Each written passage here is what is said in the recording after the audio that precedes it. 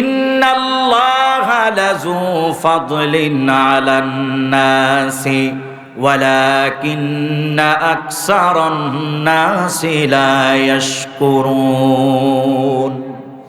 আল্লাহ বলেন, নিশ্চয়ই আমি মানুষের প্রতি অনুগ্রহশীল, আর মানুষ হচ্ছে অকৃতজ্ঞ। যত আছে তারপরও নাই, আরো লাগবে। কথা বলেন ঠিক কিনা? এজন্য সবচাইতে নিরাপদ হচ্ছে যে অবস্থায় আছি সে অবস্থায় আল্লাহর কৃতজ্ঞতা করা। আর জোরে সোরে একবার পড়েন আলহামদুলিল্লাহ।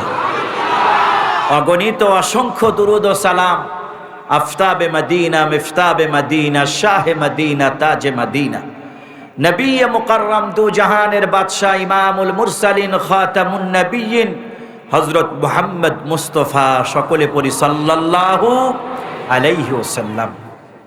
আলোচনার শুরুতে আমি আজকের ইন্তেজামিয়া কমিটিকে সাধুবাদ জানাতে চাই, যে শৃঙ্খলিতভাবে যুব সমাজ, আমি দেখলাম রাস্তায় কয়েকবার আমারই আটকায় দিছে। পিএস বলতেছে, হুজুর কয় তাড়াতাড়ি সাইড দিয়ে। এই শৃঙ্খলার জন্যে আজকে কলেজের ছেলেরা, ভার্সিটির ছেলেরা দাঁড়ায় গেছে। দেশের বিভিন্ন প্রান্তে যখন মাহফিলে যায়, আর আমি দেখি অনেক কলেজ ইউনিভার্সিটির ছাত্ররা উলামা একরামকে ইস্তেকবাল দেয়, তাকবীর দেয়, মোটর সাইকেল দিয়ে গিয়ে নিয়ে যায়। আমি বলি, ওদেরকে শিখালো কে? ওদের পিতা মাতা আত্মীয় স্বজন শিখিয়েছে। আর যাই হোক, তুমি মুসলমান, এটা ভুলে যেও না, যেদিন এই দেশের মুসলমান আলেম উলামার সাধারণ জনগণ, কলেজ ভার্সিটির ছেলেরা ইসলামের পক্ষে তাকবীর তুলবে, খোদার কসম বাংলার জমিন থেকে ইসলামকে মুছে দিতে পারবে না।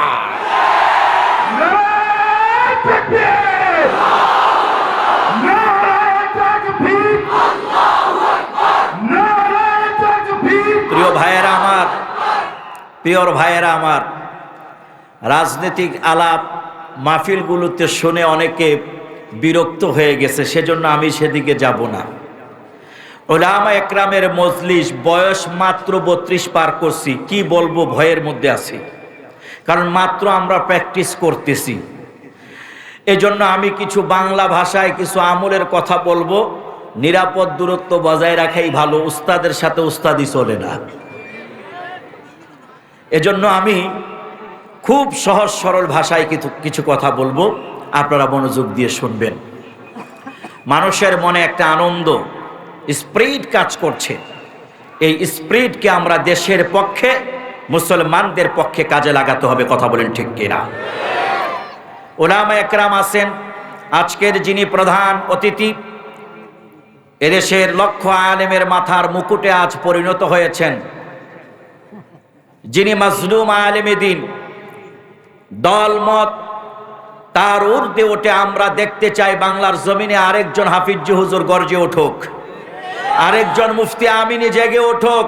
সে যে দলেরই হোক না কেন, তার মাদ্রাসার নাম যাই হোক না কেন, তিনি যদি মুসলমানের প্রতিনিধিত্ব করেন, আল্লাহ যদি তাকে কবুল করেন, আমরা দেখতে চাই আরেকজন মুফতি আমিনীর ভেষে, আল্লামা আজিজুল হক রাহিমাহুল্লাহর ভেষে, মাওলানা আব্দুল হামিদ খান ভাসানীর ভেষে আল্লামা মামুনুল হক এগিয়ে যাক। কথা বলেন ঠিক কিনা? আমাদের নেতা লাগবে, অভিভাবক লাগবে, আমরা অভিভাবকহীন। আল্লাহ ওনাকে কবুল করেন, পড়ে আমিন। যে কথা বলছিলাম ভাইয়ের আমার, কোরআনুল কারীমের মোট সূরা সংখ্যা হচ্ছে 114টি। কয়টি বলেন তো ভাইয়ের আমার? 114টি। এর মধ্যে দ্বিতীয় নং সূরা, সূরা বাকারা মাদানিয়া, তার 3টি আয়াতে কারিমা আমি পাঠ করেছি। এর আলোকেই কিছু কথা বলবো। আল্লাহ যেন তৌফিক দান করেন, সকলে পড়ি আমিন। ভাইয়ের আমার, এই কোরআন তো এসেছে অন্ধকারকে দূরীভূত করে, জাহিলিয়াতকে দূরীভূত করে, সত্যকে প্রতিষ্ঠিত করে দেওয়ার জন্যে একজন একা আরবের বুকে মুহাম্মাদুর রাসূলুল্লাহ সাল্লাল্লাহু আলাইহি ওয়াসাল্লাম এই আলোকবর্তিকা নিয়ে দাঁড়িয়ে গেছেন। আজ তামাম পৃথিবীতে কোরআনের সুর বাজে, কোরআনের সৈনিক তৈরি হয়ে গেছে। কথা বলেন ঠিক কিনা? সে কোরআনকে বাস্তবায়ন করতে হবে ব্যক্তিতে, পরিবারে, সমাজে, রাষ্ট্রে, তবেই সত্যিকার অর্থে সুফল বয়ে আসবে। কোরআন একটি সংবিধান, যেই সংবিধান প্রত্যেকটা মানুষের জীবনে প্রয়োজন আছে। আমরা যখন মাদ্রাসায় পড়ালেখা করি, হযরত উলামা একরাম এখানে আছেন, আমরা একটা টাইম করে নিতাম 5 ওয়াক্ত নামাজ কখন মোতালা করব, কখন কোন কিতাব পড়ব। তিনি একটা সংবিধান বানিয়ে নিয়েছেন ব্যক্তিগতভাবে। একটা পরিবারের সংবিধান আছে। আগে একটা সময় আমরা মাগরিবের আজানের আগে ঘরে না ঢুকলে মা মারতেন, কথা বলেন ঠিক কিনা? তারপরে আপনি দেখবেন একটা রাষ্ট্রীয় সংবিধান আছে। বাংলাদেশের রাষ্ট্রীয় সংবিধান কম বেশি 17 বার চেঞ্জ করা হয়েছে, কিন্তু আল্লাহর মহাগ্রন্থ বাণী যেটা নবীজির উপরে নাজিল হয়েছে 1450 বছর অতিক্রম হতে লাগলো, তার একটি নক্তা জের জবর পেশ পরিবর্তন করার প্রয়োজন হয় নাই। ভাইরা আমার, বুঝতে হবে এই কথাটা যদি আমরা মন দিয়া মেনে নিতে পারি, সৃষ্টি যার, বিধান তার, সৃষ্টি করেছেন আল্লাহ রাব্বুল আলামিন, আইন চলবে তার, কথা বলেন ঠিক কিনা? ফর এক্সাম্পল, ফেনী শহরে কোনো একজন যুবক চাকরি নিলেন। সকাল 10টায় তাকে অফিসে ঢুকতে হবে, 5টায় তার ছুটি। এখন যদি সে বলে আমি এত কষ্ট করে পড়াশোনা করলাম, বিসিএস ক্যাডার করলাম, যদি এখন ওই স্কুল জমানার মতোই আমাকে টাইম মেনটেন করে চলতে হয়, 10টায় আসবো 5টায় যাব, তা হয় না। যেহেতু আমি ভালো স্টুডেন্ট ছিলাম, এখন থেকে আমি সকাল 12টায় আসবো আর 4টায় চলে যাব। বলেন তো ভাইয়েরা আমার, তার চাকরি থাকবে না যাবে? কারণ অফিসের যিনি বস তিনি বলবেন যে না, আমার এখানের আইন সংবিধান হচ্ছে যদি তোমাকে চাকরি করতেই হয় তাহলে 10টায় আসবা, 5টায় যাবা, না পারলে গেট আউট, বের হয়ে যাও, ঠিক কিনা? ঠিক তেমনি ভাবে কোরআন একটা সংবিধান। বলেছিলাম এর ভুল কেউ ধরতে পারে নাই, বরঞ্চ ভুল ধরতে এসে ঈমান এনে মুসলমান হয়ে গেছে। সুবহানাল্লাহ। আমেরিকান টরেন্টো বিশ্ববিদ্যালয়ের একজন স্বাস্থ্যবিজ্ঞানী ডক্টর গ্যারি মিলার অসংখ্য গ্রন্থগুলো নিয়ে রিসার্চ করেছেন, বিশ্লেষণ করেছেন, ভুল পেয়েছেন। চিন্তা করলেন এখন বাকি আছে মুসলমানের আল কোরআন। যদি ভুল ধরতে পারি তাহলে আমি বিশ্বের মধ্যে নিজেকে প্রতিষ্ঠিত করব যে আমি সব গ্রন্থ ভুল ধরেছি, একটা ধর্ম চলে না, সব বাজেয়াপ্ত করে দাও, নাউজুবিল্লাহ পড়েন। এখন কোরআনের ভুল ধরতে গেলে তো কোরআন শিখতে হবে, তাই নয় কি? শিখলেন। কোরআনের ভুল ধরতে গিয়ে তিনি যখন পড়বেন, সূরা বাকারার 2 নং আয়াত তেলাওয়াত করতে গিয়ে অবাক হয়ে গেলেন, চোখ কপালে উঠে যাওয়ার মতো। তিনি যেই কোরআনকে চ্যালেঞ্জ হিসাবে গ্রহণ করলেন ভুল ধরবেন, উল্টা কোরআন তাকে চ্যালেঞ্জ করছে। বলি সুবহানাল্লাহ। চিল্লায়া পড়েন আল্লাহু আকবার। কোরআনের ভুল ধরতে এসেছে, এখন কোরআন তাকে চ্যালেঞ্জ করছে। আল্লাহ রাব্বুল আলামিন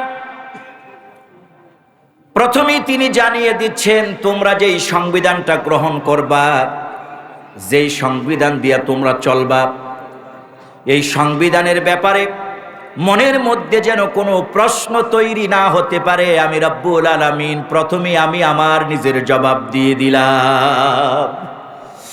আল্লাহ বলেন, যালিকাল কিতাবু লা রাইবা ফীহি হুদাল লিল মুত্তাকিন।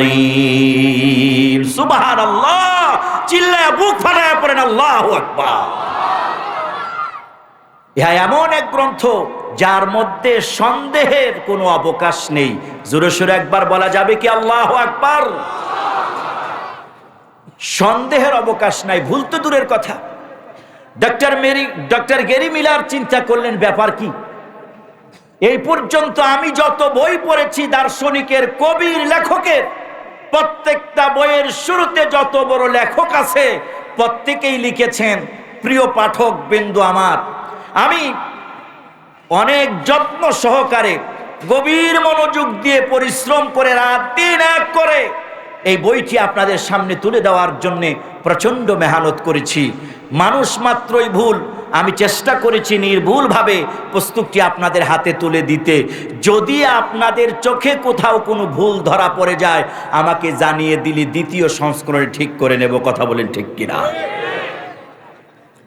আর এই কিতাবের যিনি মালিক তিনি বলছেন, ইহা এমন এক গ্রন্থ যার মধ্যে সন্দেহের কোনো অবকাশ নাই, আর এটা হচ্ছে মুত্তাকিনদের জন্য পথ নিদর্শন। চিল্লায় পড়েন আল্লাহু আকবার। আমার ভাইয়েরা, আলোচনাটা আমি একটু ভিন্ন দিকে নিতে চাই। এই কোরআন দিয়া আল্লাহ রাব্বুল আলামিনের হাবিব কেমন সাহাবী তৈরি করেছেন, কি সোনার মানুষ গড়েছেন। এর মধ্যে একজন হলেন হযরতে আবু বকর সিদ্দিক রাদিয়াল্লাহু তাআলা। কোরআন দিয়া নবীজি সৈনিক তৈরি করে দিয়েছেন। সুবহানাল্লাহ। কি তৈরি করলেন কোরআন দিয়া, কি তাকওয়া তাদের অন্তরে ফিট করে দিলেন। পুরা অর্ধ জাহান শাসন করেছেন। একটা তিল তসরুফ করার অভিযোগ কেউ তুলতে পারে নাই। কিয়ামত পর্যন্ত চ্যালেঞ্জ। কথা বলেন ঠিক কিনা? হযরতে আবু বকর সিদ্দিক রাদিয়াল্লাহু তাআলা আনহু মৃত্যুর ধার প্রান্তে ঘরের মানুষদেরকে বলছেন, আমার ইন্তেকালের পর বাইতুল মাল থেকে আমি খলিফা হিসাবে যেই সুবিধাগুলো গ্রহণ করেছি, আমার ইন্তেকালের পর পরবর্তী খলিফার কাছে সব সুযোগ সুবিধাগুলো উঠাইয়া দিবা। সুবহানাল্লাহ বলবেন না? কথা বলতে গেলে কথা চলে আসে। এটাকেই বলছে তাফসীর। কোরআন এবং সুন্নাহর ভিত্তি আগের সমাজ বর্তমান সমাজের সাথে মিশাইয়া দাও। কথা বলেন ঠিক কিনা? আর এখন ক্ষমতা চলে গেছে, তারপরও দুর্নীতি থামে নাই। কথা বলেন ঠিক কিনা? এক একজন মেম্বার, চেয়ারম্যান, এলাকার ৯ নং সহ সভাপতির যন্ত্রণায় এদেশের সম্মানিত মানুষরা পর্যন্ত লজ্জায় মুখ ঢাকতে হয়েছিল। কথা বলেন ঠিক কিনা? গত বছর এই মাহফিলে আমি এসেছিলাম। আমি কোরআন সুন্নাহর আলোকে আলোচনা করতে গিয়ে ভণ্ডদেরকে নিয়ে দুই একটা কথা বলার পর আমি মাঠ থেকে নামার পর কমিটির দুই একজন আমার কাছে বললেন, হুজুর করলেন কি? আমি বললাম, কি করলাম? 1 বছর পর আমি আজ ঘুরে আসলাম, আজ তারা কোথায়? ইসলামকে যারা, আলেমদেরকে যারা টুটি ধরতে চাইবে, টুডেন্টমরও তাদের অস্তিত্ব নিক্ষেপ হবে বঙ্গোপসাগরে। কথা বলেন ঠিক কিনা? এর চাইতে আরো বড় বেশি দুর্যোগ এক এক সময় এসেছিল। সাহাবীরা হয়রান হয়ে গিয়েছিল।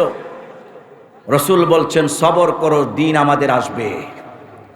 মনে রাখবেন ভাইয়েরা আমার, সূরা আনকাবুতের হিফজুল কোরআনের 2 নম্বর পৃষ্ঠা 21 নম্বর পারার, ইয়া ইবাদিয়াল্লাযীনা আমানু ইন্না আরদি ওয়াসিআতুন ফাইয়ায়া ফা'বুদুন। আল্লাহ বলেন, ও আমার বান্দারা যারা ঈমান এনেছো, ইন্না আরদি ওয়াসিআতুন ফাইয়ায়া ফা'বুদুন, নিশ্চয়ই আমার জমিন প্রশস্ত, অতএব তোমরা আমার ইবাদত করো। এই আয়াতের তাফসীরে এসেছে, হিজরতের আবাস সে সময় আল্লাহ দিয়েছেন মক্কাতে যারা ইসলাম গ্রহণ করেছিলেন, এদের মধ্যে সবচাইতে যারা দরিদ্র ছিল তাদের উপরে যখন অন্যায়, অবিচার, অত্যাচারের জুলুম, স্টিম রোলার চালানো হলো, মুহাম্মদ সাল্লাল্লাহু আলাইহি ওয়াসাল্লাম বললেন, বর্তমান ইথিওপিয়ার বাদশা ছিলেন সে সময়ে নাজ্জাশী, তোমরা সেখানে চলে যাও। তিনি জালেম নয়, তিনি অন্যায়কারী নয়, বিধর্মী হলেও তিনি জালেম নয়, তিনি মানুষের উপরে অত্যাচার করেন না। এর মানে হচ্ছে হিন্দু হোক, খ্রিস্টান হোক, বৌদ্ধ হোক, মানুষ যদি ভদ্র সভ্য হয় তাদের সাথে চলা যায়। আর রাত্রের বেলায় তাহাজ্জুদের নামাজ আর কোরআন তেলাওয়াত হয় জুমরা পাত্রীও যদি মাথায় দেয় আর জালেম হয়, তার সাথে কোনোভাবেই চলা যায় না, যেতে পারে না। কথা বলেন ঠিক কিনা? নারায়ে তাকবীর, নারায়ে তাকবীর। আমার ভাইয়েরা, জুলুমের শিকার না হলে, অন্যায় অবিচারের মোকাবেলা না করলে এক একটা মানুষ হীরায় পরিণত হতো না। জোরে বলেন ঠিক কিনা? আল্লাহ তাআলা হযরত ইউসুফ আলাইহিস সালাতু ওয়াস সালামকে কারাগারে রেখে তৈরি করেছেন আগামীতে নেতৃত্ব দিতে হবে বলে। আমি সহ আমারও 2 মাস নিয়ে রাখছে আফায়।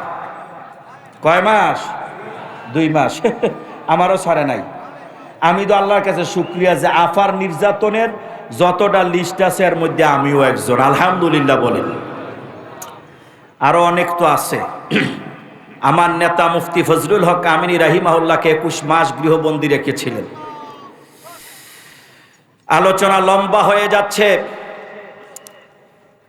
ওই যে আমি পড়েছিলাম, ইয়া ইবাদিয়াল্লাযীনা আমানু ইন্না আরদি ওয়াসিআতুন ফাইয়ায়া ফা'বুদুন। তাফসীরবিদগণ বলেন, যেখানে তোমার দিন প্রচারের সমস্যা, প্রয়োজনে অন্যত্রে চলে যাও, প্রয়োজনে জায়গা অবস্থান পরিবর্তন করো, তারপরও ইমানের পরিবর্তন করো না। সাহাবা আজমাইন জীবন দিয়েছে, রক্ত দিয়েছে, তারপরও দিন ছেড়ে দেয় নাই। এদেশের উলামা একরামও জেলে গিয়েছে, জুলুম সহ্য করেছে, ইসলামী আন্দোলন থেকে সরে যায় নাই। যারা গাদ্দারি করেছে, মুনাফিকি করেছে, সময়ই তাদের উচিত বিচার করবে। কথা বলে ঠিক কিনা? ভাইয়েরা, সেদিকে গেলাম না, আপনারা কি কষ্ট পাচ্ছেন নাকি? যাক, তো বলছিলাম যে কোরআন এটা আমাদের সংবিধান। এই দিয়া যদি জীবন গড়ি তাহলে আমাদের কপাল খুলে যাবে। কথা বলেন ঠিক কিনা? দেখেন এই কোরআন দিয়া রসুল কি সৈনিক তৈরি করলেন। সুবহানাল্লাহ, সুবহানাল্লাহ। হযরতে আবু বকর সিদ্দিক রাদিয়াল্লাহু আনহু মৃত্যুর ধার প্রান্তে চলে গেলেন। এবার বলছেন, ও আমার পরিবারের লোকেরা, আমার ইন্তেকালের পর বাইতুল মালের যেই সম্পদগুলো থাকবে সব তোমরা পরবর্তী খলিফার কাছে পৌঁছে দিও। আর বললেন, আমার যেই 2টা পুরানো চাদর আছে ওই চাদর দিয়েই আমাকে দাফন করে দিও, নতুন কোনো চাদর ক্রয়ের প্রয়োজন নাই। সুবহানাল্লাহ। হযরতে আম্মা জানা আয়েশা সিদ্দিকা রাদিয়াল্লাহু তাআলা আনহা বললেন, আব্বাজান যেহেতু আছে গ্রহণ করতে সমস্যা কোথায়?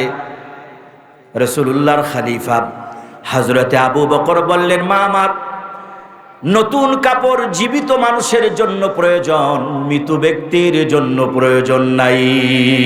আল্লাহু আকবার, আল্লাহু আকবার। আমার ভাইয়েরা, এখান থেকে আমরা কি সবক নিতে চাই? আজকে বাংলাদেশে অসংখ্য মাজারের মধ্যে মৃত ব্যক্তিকে টাকা দেয়, যার কাপড়েরও প্রয়োজন নাই, খাবারেরও প্রয়োজন নাই। কথা বলে ঠিক কিনা? যদি তার বংশধরের কেউ খেতেন, পড়তেন, থাকতেন, তাও না হয় একটা বুঝ দিতাম, দিনের প্রচার করে গেছে, তার বংশধরেরা খাচ্ছে, সব খাইতেছে হোমরা সোমরারা। কথা বলেন ঠিক কিনা? একটা কথা মনে পড়ে গেছে, মুস্তাক ফয়জির মতো কইতাম নি, ওস্তাদে মনে আওয়ার কথা ছিল, আইতারে নাই না, দরমুনে গিয়া যে কেরা আইলেন না। আসলে জুমাবার পড়ে গেছে গা। আমার দোস্ত এই মাওলানা মাহবুবুর রহমান, আমরা অনেক চেষ্টা করছিলাম, আগামী বছর নিয়ে আসার চেষ্টা করবো ইনশাআল্লাহ। তো যেই কথা বলতেছিলাম যে মীর হাবিবুর রহমান যুক্তিবাদী, আল্লাহ ওনার হায়াতে রিজিকে ইলমে আমলে বারাকা দান করেন, পড়ি আমিন। তো তিনি বলেন, একবার মাহফিল শেষ করে যাইতেছিলাম, সোনার গায়ের মোড়ে গিয়া দেখি লাল শালু দিয়া পেঁচাইয়া এরপরে কইতাছে খাজা বাবার ডেক লইয়া বইছে। এই খাজা বাবার মৃত্যু দিবস নাকি আপনার জন্ম দিবস অনুযায়ী এই এই এই সিন্নি পাকায়া খায়, এরকম আছে না কম বেশি? আছে। তো উনি বলতাছে দিয়া যান যেও টাকা উঠায়। তো যুক্তিবাদী সাহেব বলেন যে আমি জানালাটা নামাইয়া বলছি কত দিতাম রে? হুজুর আপনার নিতাম না। কয় না নে, কয় না হুজুর আপনার নিতাম না, পরে আবার ফেস বাসবো হুজুর, কারণ আপনার এই জন্য নিতাম না, এটি তো কোনো ভালো মানুষ খায় না, সব নেতাটি হোমরা সোমরা যেটি আছে 9 নং সহসভাপতি, এগুলা পরে খাসি কিনা খায় রাত্রের বেলায়। কয় তরে দেয়নি? কয় তত বেশি দেয় না। কয় হুজুর আমি যে কইছি এটা কাউরে কয়েন না। যুক্তিবাদী কয় এমন একজন রে কইলি রে সারা বিশ্ব জানাইয়া দেব। তো দেখেন, আবু বকর রাদিয়াল্লাহু তাআলা আনহু বলছেন, জীবিত মানুষের জন্য প্রয়োজন পোশাক আশাক। শীতের মৌসুম, একটা হাদিস মনে পড়েছে, ইন্নাল জান্নাতা তাশতাকু ইলা 5 নাফার তালিল কোরআন ওয়া হাফিজিল লিসান ওয়া মুতইমিল জিআন ওয়া মান সাল্লা আলা হাবিবির রহমান। নবীজি বলেন, 5টা আমল যে করবে জান্নাত বলবে তুমি আমার ভিতরে প্রবেশ করো। সুবহানাল্লাহ বলবেন না? নাম্বার 1 কোরআনের তিলাওয়াত, জবানের হেফাজত। আগে এই অঞ্চলে যেভাবে কোরআনের তেলাওয়াত হতো, এখন সেইভাবে মা বোনেরা কোরআনের তেলাওয়াত করে না। কথা বলেন ঠিক কিনা? কারণ এখন ইউটিউব শরীফ আর ফেসবুক শরীফ থেকে বিদায় নেয় তাহাজ্জুদের ওয়াক্ত। আগের দিনে আপনার মা চাচিরা যেই সময় তাহাজ্জুদ পড়তে উঠতো, এখনকার নারীরা সেই সময় মোবাইল ফেসবুক থেকে ছুটি নেয়। কথা বলেন ঠিক কিনা? কোরআনের তেলাওয়াত নাই, রহমত থাকবে কোত্থেকে? ছেলে দুষ্টামি করে হুজুরের কাছে নিয়ে আসছে, মসজিদের ইমাম সাহেবের কাছে। আয়সা বলতেছে, হুজুর ফুদিয়া দেন, আব্দুল কাদের জিলানী নিজে হয়ে যায়। এত সহজ? নিজে জীবন যাপন করবেন পশ্চিমা স্টাইলে, সন্তান ডিপজল হবে না, আব্দুল কাদের জিলানী হবে, তাই না? আগে মা নিজে সঠিক হন, সন্তান এমনিতেই হয়ে যাবে। কথা বলেন ঠিক কিনা? যে কথা বলছিলাম ভাইয়ারা আমার, কোরআনের তেলাওয়াত করবেন, জবানের হেফাজত করবেন। বাংলাদেশে জবানের হেফাজত আমার করতেই কষ্ট হয়ে যায়। আমি কয়েকটা রাষ্ট্র ঘুরেছি আলহামদুলিল্লাহ, বিশেষ করে আরব রাষ্ট্রের, আরব আমিরাত, ইউনাইটেড অফ আরব আমিরাতের 5টা স্টেট ঘুরছি। ঘন্টার পর ঘন্টা গাড়ি দিয়ে দৌড়াইছি, আর খুঁজেছি যে কোনোভাবে নবাবপুর বাজারে যে চায়ের দোকানে বইয়া 5 জন একলগে পায়ের উপরে পা তুললা, আরে আড্ডার কথা, রাজনীতির এমন বিশ্লেষণ করে, টকশুর বড় বড় শিক্ষাবিদরাও ফেল। কথা বলেন ঠিক কিনা? আপনারা কি কষ্ট পাচ্ছেন নাকি? ফতুয়া আমরা দেম কি, হেরার ফতুয়ার চুরি থাকতাম পারি না আমরা। তো আরবে যেই জিনিসটা দেখলাম, গীবত শেখায়েত নাই, কারণ তারা তো 5 জন একসাথে বসেই না, 3 জন একসাথে বসেই না, সময় নাই। আর আমাদের দেশে ইমাম সাহেব একটু লম্বা কেরাত পড়লে দোকানে আয়া কই, কি হুজুর রাখছে নতুন হুজুর, এত বেশি পড়েনি, মানজা দইরা জায়গা। আর চার দোকানে বইয়া 3 ঘন্টা রং চাকায় 25টা। মুস্তাক ফয়জি কইছিল, তারারে যদি কাটে রক্তের বদলে রং চা বেরইব। কথা বলেন ঠিক কিনা? এই হচ্ছে আমাদের অবস্থা। জবানের হেফাজত, বস্ত্রহীনকে বস্ত্র দেওয়া, অন্নহীনকে অন্ন দেওয়া, আর রাসূলুল্লাহ সাল্লাল্লাহু আলাইহি ওয়াসাল্লামের উপরে বেশি বেশি দুরূদ ও সালাম পাঠ করা। নবীজি বলেন, এই 5টা আমল যার মধ্যে থাকবে, জান্নাত তাকে বলবে তুমি আমার ভিতরে প্রবেশ করো। সুবহানাল্লাহ। যে কথা বলছিলাম ভাইয়েরা আমার, নতুন কাপড় বলতেছেন আমাদের প্রয়োজন নাই।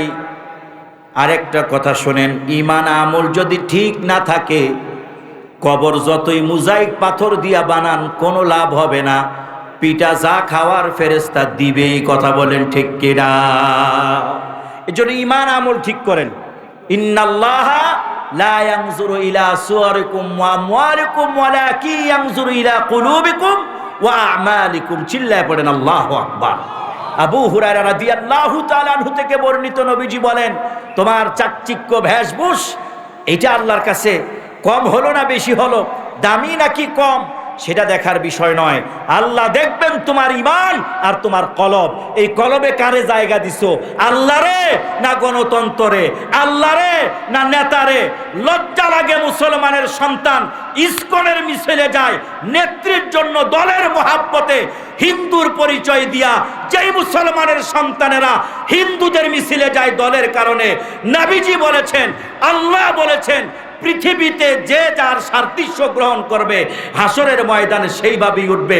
দলের কারণে ইসকনের মিছিলে যাও, এই অবস্থায় মারা গেলে, তাওবা না করলে মারা গেলে হাসরের ময়দানে হিন্দুদের সাথে উঠবা। কথা বলেন ঠিক কিনা?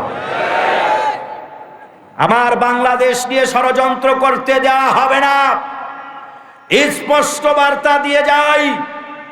বাংলার 1 ইঞ্চি মাটিও দিল্লির জন্য ছেড়ে দেওয়া হবে না, হবে না, হবে না। কথা বলেন ঠিক কিনা? প্রয়োজনে আগামীতে বাংলার জমিনকে রক্ষা করার জন্য বাংলাদেশের প্রত্যেকটা কওমি মাদ্রাসা হবে ক্যান্টনমেন্ট, আর ও জায়গার প্রত্যেকটা ছাত্র হবে সেনাবাহিনী, ও জায়গার প্রত্যেকটা উস্তাদ শাইখুল হাদিস মুহাদ্দিস হবেন মেজর জেনারেল। কথা বলেন ঠিক কিনা? আমার ভাইয়েরা, আমার বন্ধুরা, এই দেশে সবচাইতে বেশি দেশপ্রেমিক হচ্ছে ওলামা একরাম। কথা বলেন ঠিক কিনা? ইয়াবা কারবারে ওলামা একরাম নাই। জোরে বলেন ঠিক কিনা? দুর্নীতির মধ্যে ওলামা একরাম নাই। তারপরও আজকে বারবার দেশের ওলামা একরামকেই টার্গেট করা হচ্ছে। পিলখানার হত্যাকাণ্ডের মধ্যে মুসলমানের সন্তান উলামা একরাম কওমি মাদ্রাসারাই বাংলাদেশকে দুর্নীতি করে করে শেষ করে দিয়েছে। একজন ইমাম মুয়াজ্জিন আলেম দেখাতে পারবেন না। 54 বছর ধরে যারা শাসন করেছে একজন মূলধারার কওমি আলেম ছিল না। কথা বলেন ঠিক কিনা? এজন্য আমার ভাইয়েরা, আমার বন্ধুরা, নতুন দিনের নতুন সিদ্ধান্ত নিতে হবে। এদেশ তোমার আমারও কথা বলার অধিকার আছে। জোরে বলেন ঠিক কিনা? আমারও কথা বলার অধিকার আছে। মনে রাখবেন, আল্লাহ ধরেন ধরেন ধরেন না, ধরলে কাউরে ছাড়েন না। একটু কথা বলি, এতক্ষণ তো ওয়াজ শোনাইলাম না? এবার একটু অন্য লাইনে দুইটা কথা বলা যায়? তবে আমি কোরআন রিলেটিভ বলবো, নিজের কোনো গল্প বলবো না। 16 বছর পরে যে মাননীয় আপা গেছেন না? গেছেন। এটা কি আমরা হুজুররা ফাটাই দিছি না? দেখবেন আবার 30 বছর পরে আসতে পারলো, আমারে আপনারে দৈরা দৈরা রাজাকার বানাইয়া এইবার জামায়াত ইসলামের নেতাদের যেমনি ফাঁসি দিছে এভাবে আবার ফাঁসির ব্যবস্থা করবে। রেকর্ড রয়ে গেল, দেখেন রেকর্ড রয়ে গেল। এদেশের অন্যতম মুফাসসিরে কোরআন মজলুম আল্লামা দেলওয়ার হোসেন সাইদি একজন নিরহ মজলুম আলেম ছিলেন। কথা বলেন ঠিক কিনা? আমার ভাইয়েরা, আপনি একটু চিন্তা করে অবাক হয়ে যাবেন। আমাকে বলতে হয়, সত্য বলতেই হবে, যেই মাসলাকের হোক না কেন। আলী আহসান মোহাম্মদ মুজাহিদ কোন এক দেশে গেছেন সফরে, 3 স্টার 5 স্টার মানের হোটেল নাই, মন্ত্রী থাকা অবস্থায় পোশাক যখন খুলেছেন, লোকজন চেয়ে দেখেন তার গেঞ্জিটা ছিঁড়া। তারা যেই দপ্তর চালিয়েছে বিন্দু পরিমাণ দুর্নীতি ছিল না, কারণ তাদের অন্তরে আল্লাহর ভয় ছিল। কথা বলেন ঠিক কিনা? সেদিকে গেলাম না। 14 সালে চলেই আসলেন, 18 সালও আসলেন। মানুষ এইবার বলে আল্লাহ যদি, প্রথম বলছে আল্লাহ যদি ফালায়, এরপরে আর জীবনও পারতো না। আল্লাহ বলে আমার ইজ্জতে লেগেছে। চিল্লায় পড়েন আল্লাহু আকবার। সূরা মুলকের মধ্যে আল্লাহ রাব্বুল আলামিন বলেন, তাবারাকাল্লাযী বিয়াদিহিল মুলকু ওয়া হুয়া আলা কুল্লি শাইইন কাদির। আল্লাহু আকবার, আল্লাহু আকবার। আমরা যখন মনে করছিলাম আর সম্ভব না, হবে না, অনেক ক্ষেত্রে নৈরাশ হয়ে গিয়েছিলাম, আল্লাহ বলেন, ওই আয়াতের কথা আমার স্মরণ হয়ে গেল। আল্লাহ বলেন, পবিত্র মহান সেই সত্তা যার হাতের মুঠোয় সমস্ত ক্ষমতা। চিল্লায় পড়েন আল্লাহু আকবার। সমস্ত বিষয়ের উপরে ক্ষমতাসীন। দেখুন, নেট ইন্টারনেট বন্ধ করে দিয়েছে, আপনার মোবাইল আছে, তারপরও আপনি ইউটিউবে ঢুকতে পারেন না, ফেসবুকে ঢুকতে পারেন না, কারণ মূল জায়গা থেকে নেটওয়ার্ক বন্ধ। আমি হিসাব মিলিয়ে দেখলাম, ওনারা যেই পথে হেঁটেছেন, আমার রব সেই পথে হেঁটেছেন। রব্বুল ইজ্জত ওয়াল জালাল 16 বছর সুযোগ দিয়েছিলেন কোন রকম ভালো হয় কিনা। যখন রব্বুল ইজ্জত ওয়াল জালাল তার রহমতের নেটওয়ার্ক ছড়ায়া নিয়েছেন, আর্মি ভগ্নিপতি, বিডিআর নিজের লোক, পুলিশ প্রধান নিজের লোক, এসি হারুন টারুন কোনো কাজ হয় নাই, এসপি ডিসি সব অকেজ হয়ে গেছে। আল্লাহর রহমত যখন সরায়া নিছে। কথা বলেন ঠিক কিনা? ভাইয়ের আমার একটা ঘটনা মনে পড়ে গেল। মুফতি ফজলুল হক কামিনী রাহিমাহুল্লাহ আয়াতটি অনেক চমৎকার করে পড়তেন।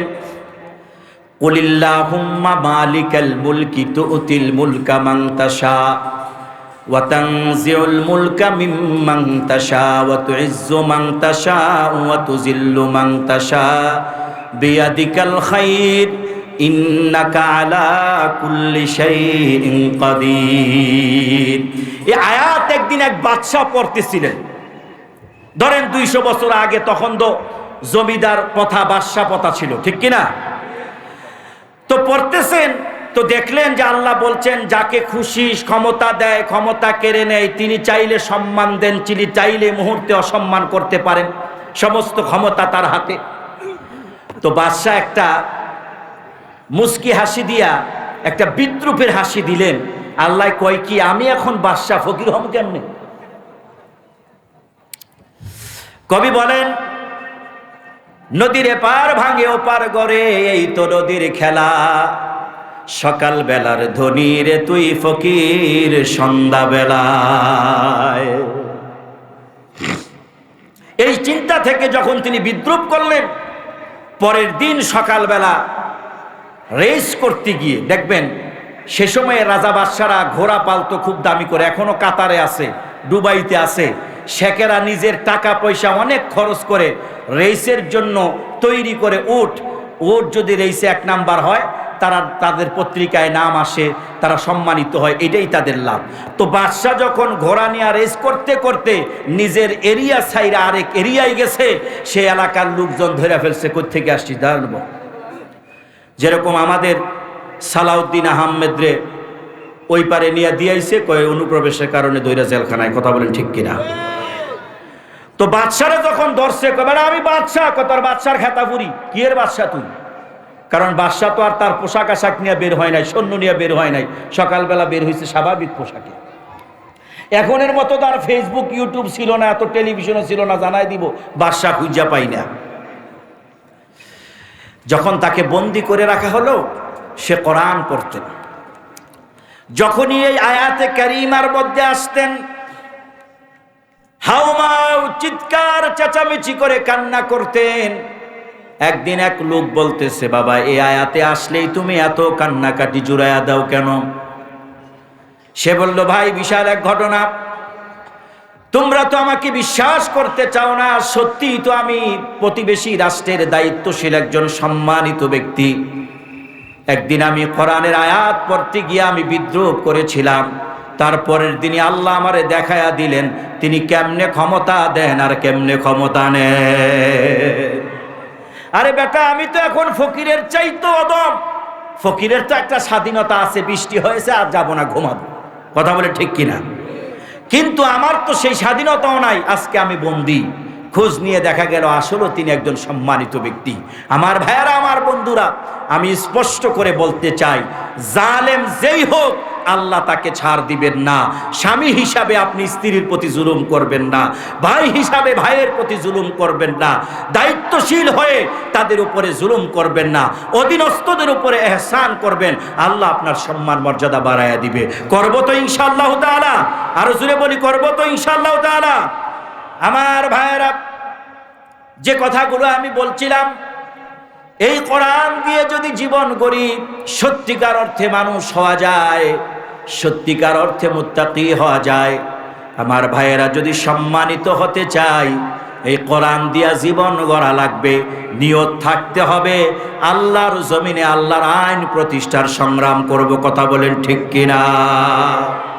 নবীজি বলেন, আমার যে উম্মতির অন্তরের মধ্যে এই স্বপ্ন বুনবে না, লালন করবে না যে আল্লাহ আমি শহীদের মৃত্যু চাই, এমত অবস্থায় যদি কেউ শহীদের মৃত্যু না চায়, তামান্না না করে, আর এই অবস্থায় যদি মৃত্যু হয়, মৃত্যু হবে মুনাফিকের।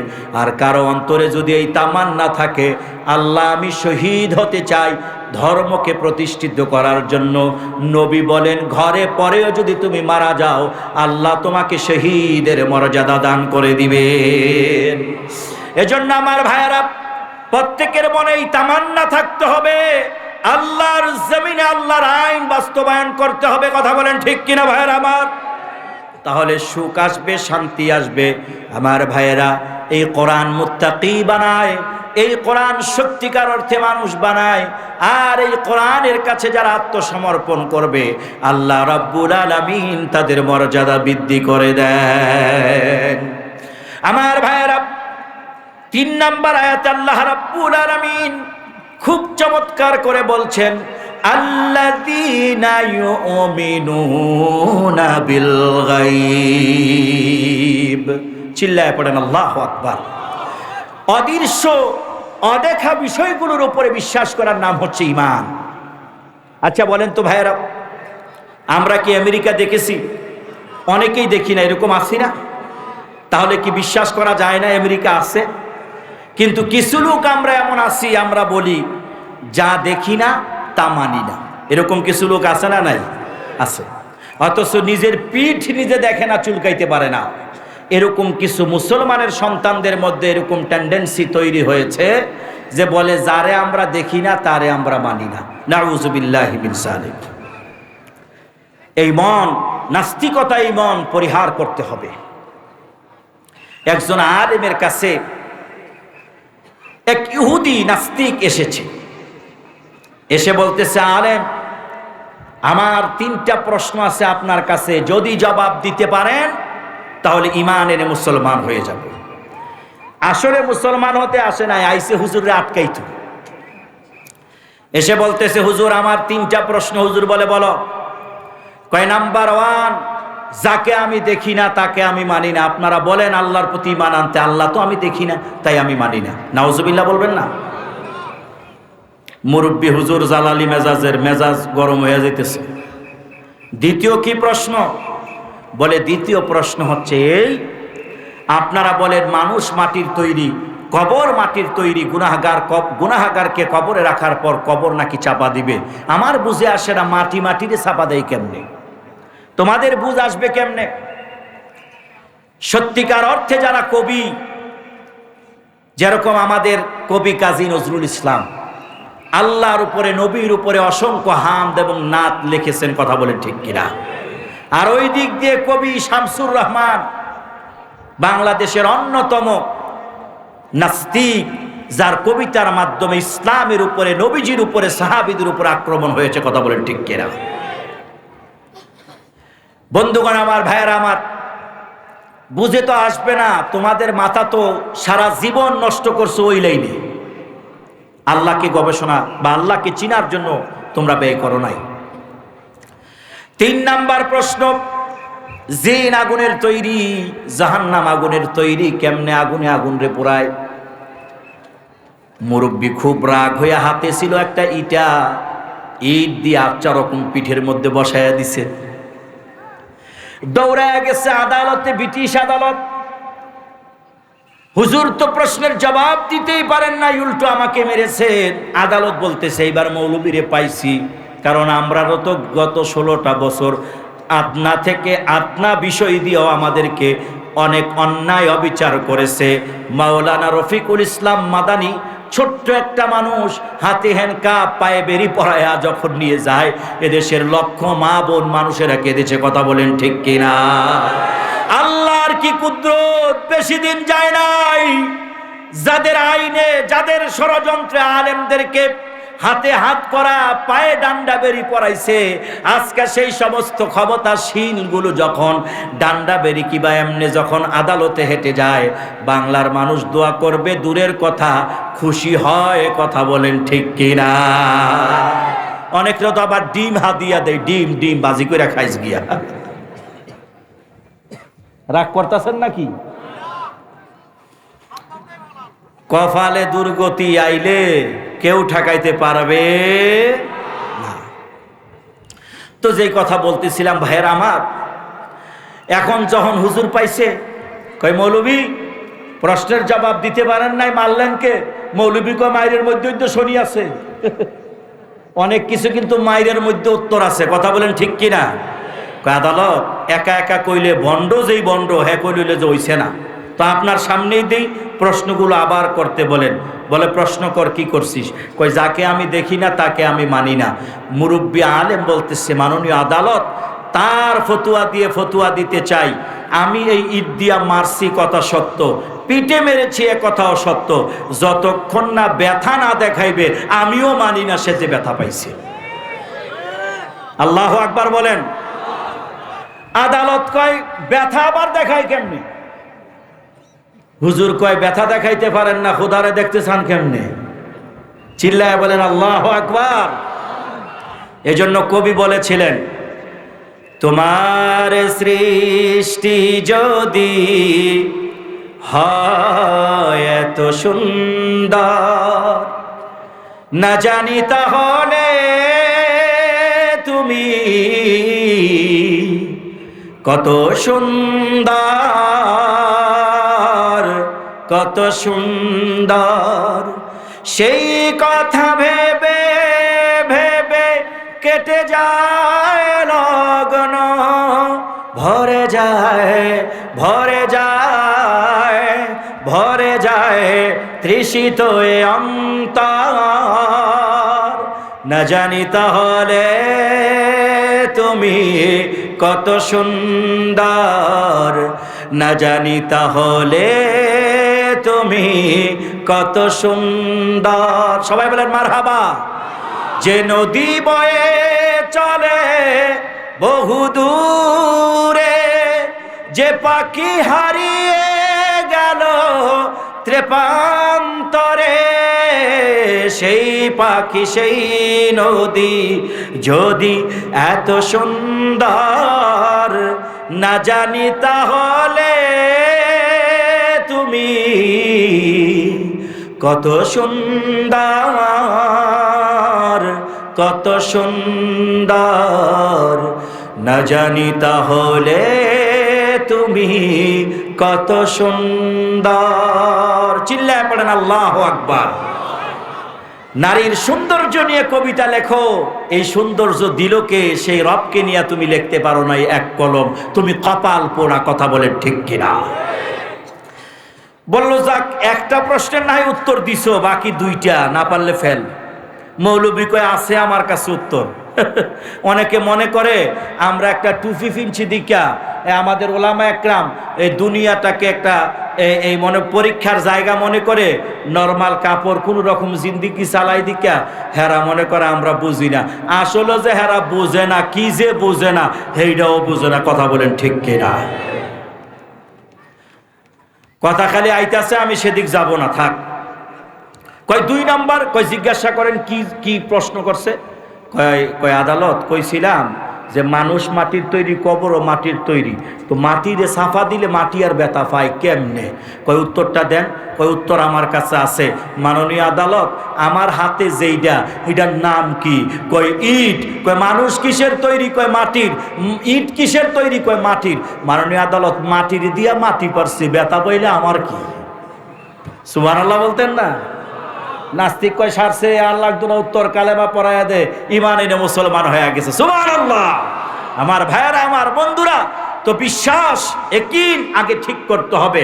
আল্লাহ বলছেন ওয়াল্লাযীনা আমানু ওয়া আমিলুস সালিহাতি লানুবাউবিআন্নাহুম মিনাল জান্নাতি গরাফান তাজরি মিন তাহতিহাল আনহার খালিদিনা ফিহা নি'মা আজরুল আলিমিন। আল্লাহু আকবার, আল্লাহু আকবার। আল্লাহ বলেন যারা ঈমান আনে, সৎ কর্ম করে, সূরা বাকারার ৩ নং আয়াত বলে অদৃশ্য থেকে অদেখা থেকে বিশ্বাস করার নাম হচ্ছে ঈমান। আল্লাহ বলেন যারা ঈমান আনে, আমলে সালেহ করে, আমি রব্বুল আলামিন জান্নাতে তাদের জন্য একটা ঘর তৈরি করব, আর ওই ঘরের নিচ দিয়ে বয়ে যাবে প্রবাহমান নহর। আল্লাহু আকবার। চিল্লায় বলেন আল্লাহু আকবার। আমার বন্ধুরা, আমার ভাইয়েরা, এজন্য ঈমানকে আগে মজবুত করো, এরপরে আমলকে তোমাদের ঠিক করতে হবে। আমার ভাইয়েরা, কোনোভাবেই যেন আমাদের ঈমান নষ্ট না হয়ে যায়, শিরকের মধ্যে লিপ্ত না হয়ে যায়। যতদিন বাঁচবো এক আল্লাহর ইবাদত করব, আল্লাহ ছাড়া কারো ইবাদত করব না। কথা বলেন ঠিক কিনা? জোরে চিল্লান মেরে বলেন ইবাদত করব কার? আল্লাহ। এই দেশে অসংখ্য পীর আর ভণ্ড বাউল গানের শিল্পীরা এদেশে আমাদের অনেক সহজ সরল সাধারণ মানুষের, মুসলমানদের ঈমানকে ধ্বংস করে দিয়েছে। কথা বলেন ঠিক কিনা? এগুলো থেকে সতর্ক থাকবে। কি নাড়াচাড়া হইতেছে? কি সময় হয়ে গেছে নাকি? নামাজ কয়টায়? 7:30টায়। তা আমার বয়ান শেষ কয়টায়? কিরে কইলো 40 মিনিট এখন দিয়ে। একটু মহাব্বতে জিকির করেন লা ইলাহা লা ইলাহা ইল্লাল্লাহ লা ইলাহা। আচ্ছা, লা ইলাহা ইল্লাল্লাহ মুহাম্মাদুর রাসূলুল্লাহ। সকলে পড়ি সাল্লাল্লাহু আলাইহি ওয়াসাল্লাম। আমার ভাইয়েরা, আমার সাথে কি একটা তাকবীর দেওয়া যাবে সকলে ইনশাআল্লাহ? মনে আছে প্রথমেই কইছি বড়রা তারা জানে মনে করে আইতে আছে দৌড় দে, এরকম একটা তাকবীর, ঠিক আছে ইনশাআল্লাহ? ফেনীবাসী গলাটা যারা দেন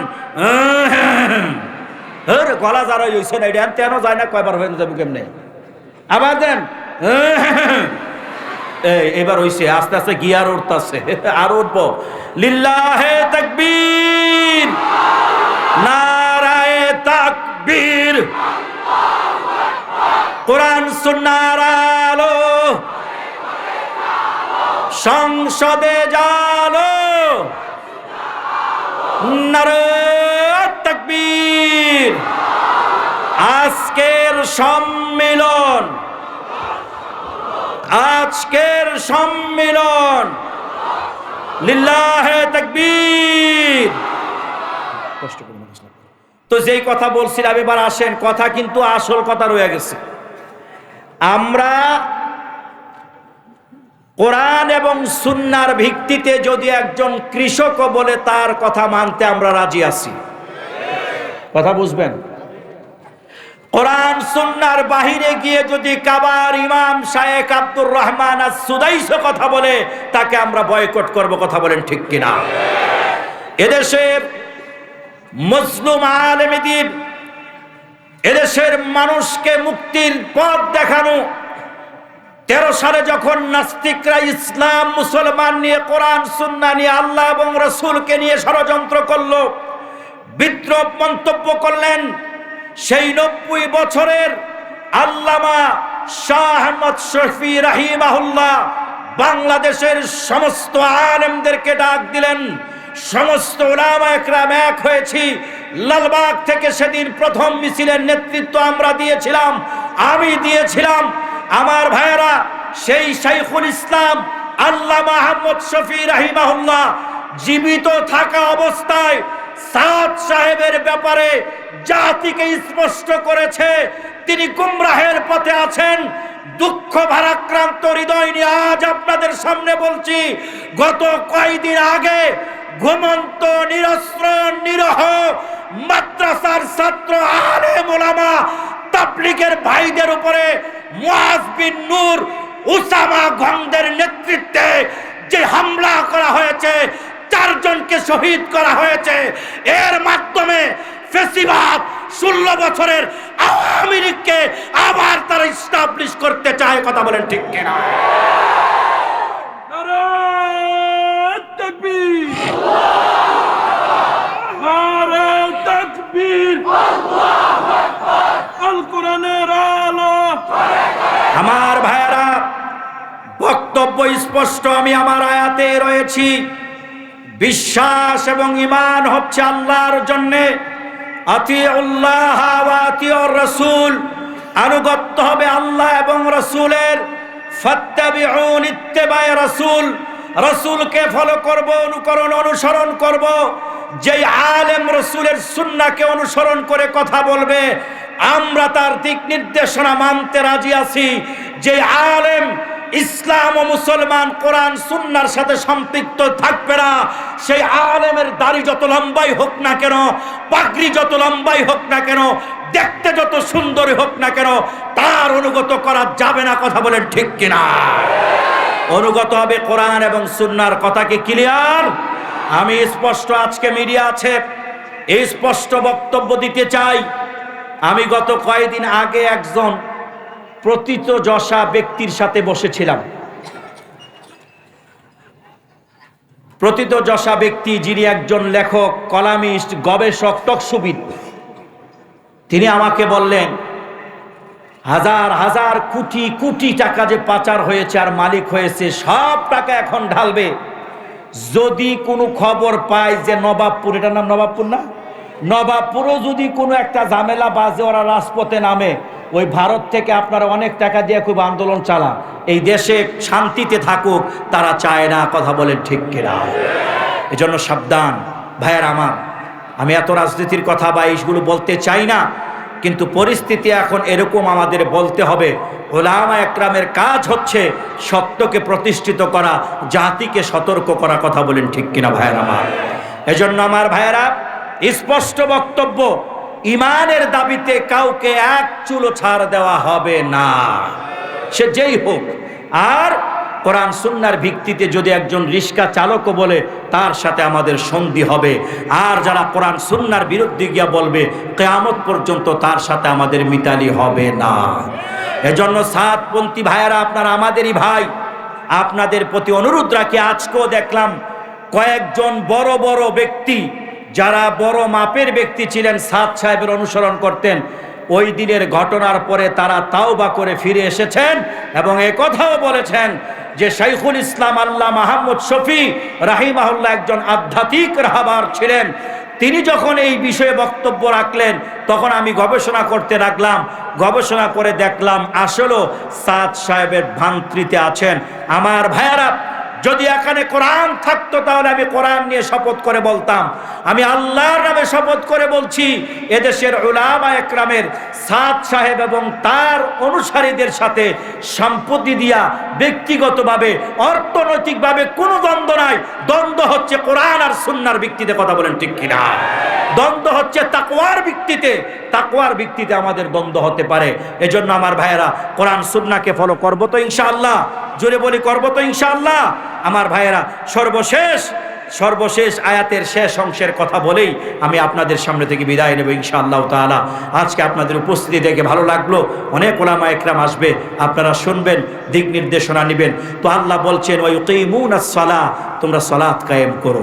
নামাজ ইসলামের বড় একটি ইবাদত। কথা বলেন ঠিক কিনা ভাইয়েরা? আজকে মুসলমানের সন্তানেরা নামাজ পড়তে চায় না।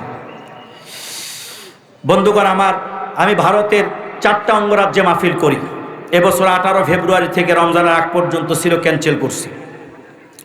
ভাইয়ের আমার, বেশি দূরে না, আমাদের প্রতিবেশী পশ্চিমবঙ্গে একদিন মাহফিল শেষে রাত 2টার সময় আমাকে এক ভাই সাহেবে দাওয়াত বলছে, হুজুর চলেন আপনারে দীঘা নিয়ে ঘুরে আসি।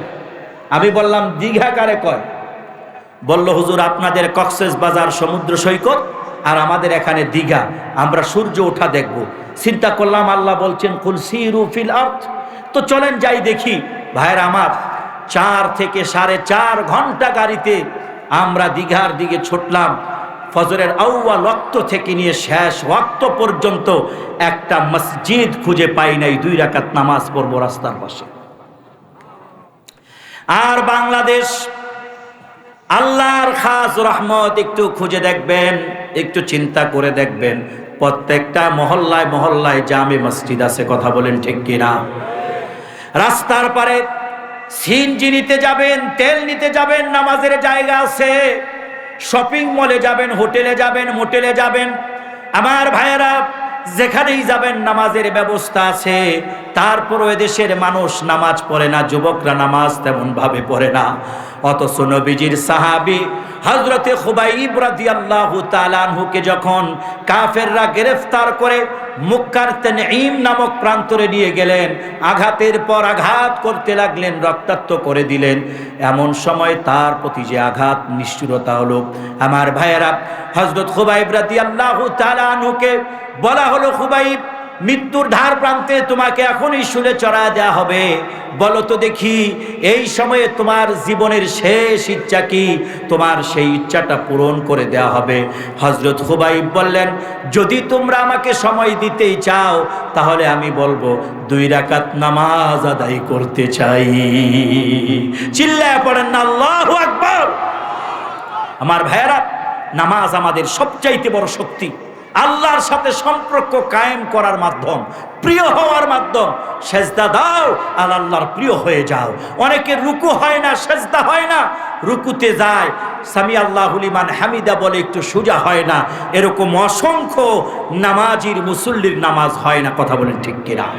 ইমাম সাহেবগণ, আপনাদের প্রতি অনুরোধ, একটু রুকু সেজদাগুলো আবার ভালো ভালো মাঝে মধ্যেই শিখাবেন, সপ্তাহ 15 দিনে একবার শিখাবেন। আমাদের অলসতা আছে, রুকু হয় না, সেজদা হয় না। ভাইয়ারা আমার, হযরতে খুবাইব রাদিয়াল্লাহু তাআলা আনহু বলেন, 2 রাকাত নামাজ আদায় করতে চাই। 2 রাকাত নামাজ আদায় করার সুযোগ দেয়া হলো। এবার খুবাইব নামাজ পড়তেছেন। সাইদ ইবনে আমের জুমাহি রাদিয়াল্লাহু তাআলা আনহু তখনও মুসলমান হন নাই। সাইদ ইবনে আমের বলেন, আমি যত দেখছিলাম খুবাইবের নামাজের দৃশ্য, আমার অন্তরে যেন ইসলামের শিকড় শুদ্ধ গেড়ে যাচ্ছে। চিল্লায় বলা যাবে কি আল্লাহু আকবার? আমাদের অনেক ইমামের নামাজের জানাজা দেখে অনেক কাফের ঈমান এনে মুসলমান হয়ে গেছে। সাইদ ইবনে আমের তখনও ঈমান আনেন নাই। রাসূলুল্লাহর সাহাবী খুবাইবের নামাজের দৃশ্য দেখে ঈমান এনে মুসলমান হয়ে গেছে। চিল্লায় পড়েন আল্লাহু আকবার। আর আমরা নামাজ পড়লে মশায় বয় না। মশায় কয় কি, একটু মশায় বলে রক্ত খাই, আর মুরব্বী কয় খালি বইয়া দেখ। মশা বইতে দেরি, মুরব্বী থাপড়া দিয়ে নিজেই কাইতে পড়ে গেছে, এরকম আছে না নাই? এই নামাজ হবে না। মুহাব্বত নিয়ে, অন্তরে মুহাব্বত নিয়ে, আল্লাযীনা হুম ফি সালাতিহিম খাশিউন, খুশুর সাথে একাগ্রতা আল্লাহর ভয় নিয়ে নামাজ পড়বেন। এই নামাজ আল্লাহ পর্যন্ত পৌঁছে যাবে। পড়ব তো ইনশাআল্লাহ, নামাজ পড়ব তো ইনশাআল্লাহ। আমি শেষ করে দিচ্ছি, আমি যথার্থ সময় দেব আপনাদেরকে। আমি শেষ করে দিচ্ছি, একটু বসবেন, নড়াচড়া করবেন না, মাত্র 1 মিনিট। শেষ ভালো যার সব ভালো তার। হযরত খুবাইব রাদিয়াল্লাহু তাআলা আনহুর নামাজের দৃশ্য দেখে সাইদ ইবনে আমের বলেন, আমার অন্তরে ইসলামের শিকড় শুদ্ধ যেন গেড়ে যাচ্ছিল। চিল্লায় পড়েন আল্লাহু আকবার। আমার ভাইয়েরা, হযরত খুবাইব রাদিয়াল্লাহু তাআলা আনহু এমন ভাবে নামাজ পড়ছিলেন, মনে হলো যেন তিনি নামাজ ছাড়বেন না। অতঃপর নামাজ শেষ করলেন। আমার ভাইয়েরা, এমন ভাবে যদি নামাজ পড়তে পারি তাহলে আমাদের জীবন ধন্য হয়ে যাবে। পড়ব তো ইনশাআল্লাহ। রব্বুল ইজ্জত ওয়াল জালাল আমাদেরকে কোরআন সুন্নাহর আলোকে জীবন গড়ার তৌফিক দান করেন, আমিন। ওমা তৌফিক ইল্লা বিল্লাহ। আবারও দেখা হবে ইনশাআল্লাহ। ওয়াসসালামু আলাইকুম ওয়া রাহমাতুল্লাহ।